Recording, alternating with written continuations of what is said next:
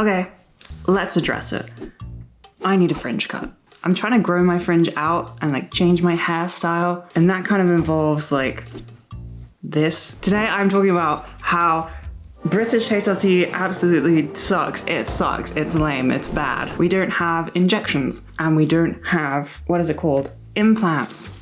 Foreshadowing, this is foreshadowing. I'm gonna talk about the estrogen implant. In the UK, we aren't allowed to use the best form of estrogen, like one of the safest, the one that works the best, which is injections. It's not like specifically illegal, but you can't get it on the NHS and you can't get it privately.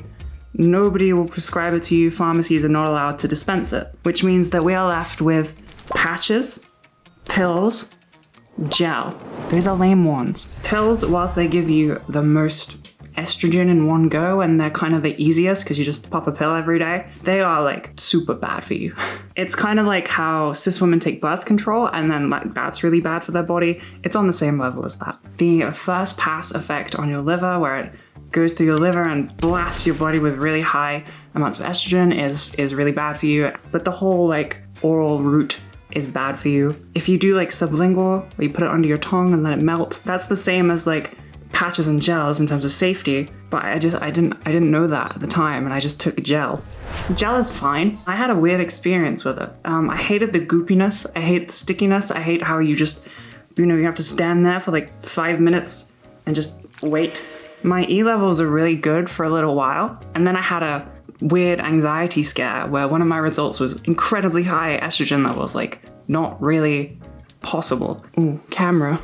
No, focus me, thank you. I freaked out about it and I lowered my dosage when I shouldn't have because I was a little panicky baby. And that, for some reason, I have literally no idea why, caused me to not really be able to maintain estrogen levels when I went back. 400, 500 is like the range that your estrogen level should be at for like transitioning. Cis women have like fluctuating estrogen levels, but for some reason with trans women, it's just been decided that it's better to stick in this range and maintain that. I was like on the really low end of that. I think I was at like 150, 200 or something. So then I had to switch to patches, and again, in the UK, we have really sucky patches. If you're from the US, you might be used to Estrodot on the screen right here. They're tiny little things, but we have Everall on the screen right here, which are huge for no reason other than to just make us suffer. And because I was not doing very well with like transdermal estrogen, like estrogen on the skin, I had to have like 2 big patches and a tiny patch. I would change them twice a week, forever. God, it's irritating, especially if you exercise. If you exercise, they mostly just come off, and I was doing a lot of exercise, nightmarish, but my levels got good for a little bit. So I'm on ADHD medication, as I have talked about in previous videos. Part of that like whole setup was having a blood test, and I had a blood test and my estrogen levels were kind of low, 200 and something. It's actually less than my boyfriend's estrogen level.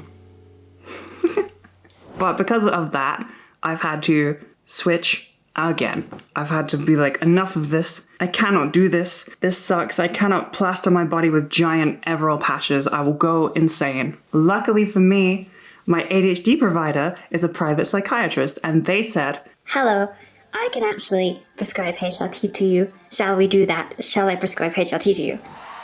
And because of this, I now have teeny tiny little tiny Everall patches. I will show you them in a second. I think they're all covered in grime right now because I put them on a few days ago, but they're awesome. They are tiny and I already feel a ton better, and my boobs be growing.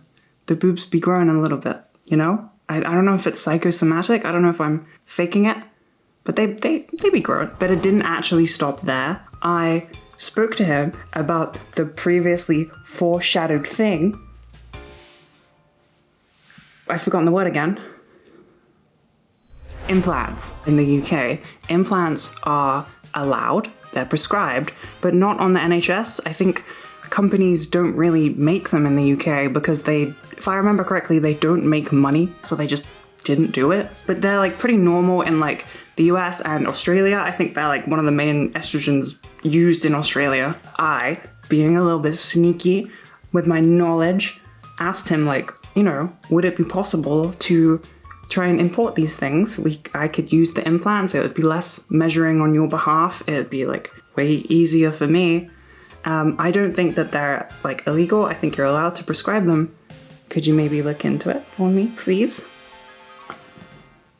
I don't know why I winked. This is completely illegal. He looked into it for me and he came back and he was like, You know what? This is probably all good. This sounds fine. I think I can do this. I like to bear in mind that this was incredibly expensive. I don't know how much the implants are gonna cost. I know that they last like 6 months to a year, depending on what type you get, which like kind of makes up for it cost-wise. But Jesus, like I had to switch from Gender GP to private when I found out that my estrogen was low, because Gender GP don't really even exist. They don't have like somebody you can email. The Gender GP thing in general is kind of a wreck. I don't know if it's just my experiences, but I really would recommend just jumping ship, trying to find a different place to get your HRT. Like I know there's a few places springing up recently in the UK that can offer like HRT prescriptions. But yeah, the fact that they like got rid of all their staff and they don't have anyone to answer emails and not really any way to actually contact them is nightmarish. Like if you're having a problem with your or your prescription in general, it can be dangerous to like not get checked up. So I had to be like, I'm gonna have to start paying for everything privately, full cost medication and a private psychiatrist. Asha, would you consider a pay cut perhaps? How about you edit the next little bit cheaply and I'll see if it's good. Honey, the woke liberal transagender's making me poor again.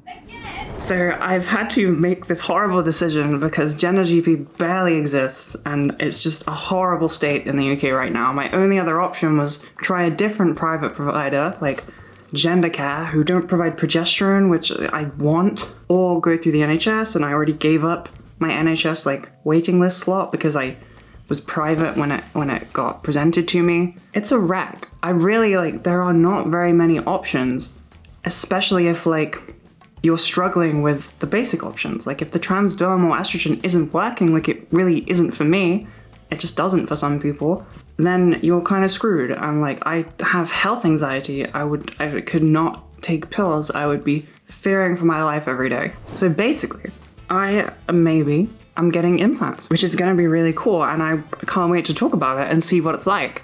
The only risks that I've been told that exist are it can create too much estrogen for too long, so you just really have to take frequent blood tests to know that you're not gonna replace the little implant too early, and they have to cut into your butt. It could be fun. Oh, I was supposed to show you the patches. I'm gonna show you the patches. This is how teeny tiny the like Estradot 100s are. They are a huge change because this was pretty much like one entire Everall patch. And these have been like a little lifesaver. If your levels are super low, you don't have to, like, if they're like slightly lower or like in the 200s, kind of like mine, it's not a huge deal. If your testosterone is like nuked, like mine is, it doesn't really mean very much. Testosterone gone, things will change. It just might be a little bit slow, but you're gonna want to be in that healthy range. And I need all the help I can get in the boob department. So I was very much like, let's fix this. One negative about having to go private, besides the fact that it is soul crushingly expensive, is that I have to have so many blood tests and checkups. Like my private prescriber has to follow the like NICE guidelines perfectly, otherwise, you know, it's like malpractice. And so that means a blood test every 3 months or 6 months, I can't remember. I think it's a checkup every 3 months, a blood test every 6. I guess I can't really complain too much because I might be being able to have the right estrogen levels, which would be kind of cool. But yeah, I'm kind of excited to no longer be like a human sticker book. It's gonna be nice to, I don't know, I guess get my butt cut open and estrogen shoved in. I've been stood in the window and I think I'm boiling. I think I'm boiling. I think my blood is boiling. I think my brain is actually melting. I'm gonna go have a big old drink of water and go and annoy Jude and see what he's up to. Thank you for watching. Next week, maybe, I'll have more to talk about my clothing brand. Possibly. Maybe 2 weeks. We'll see.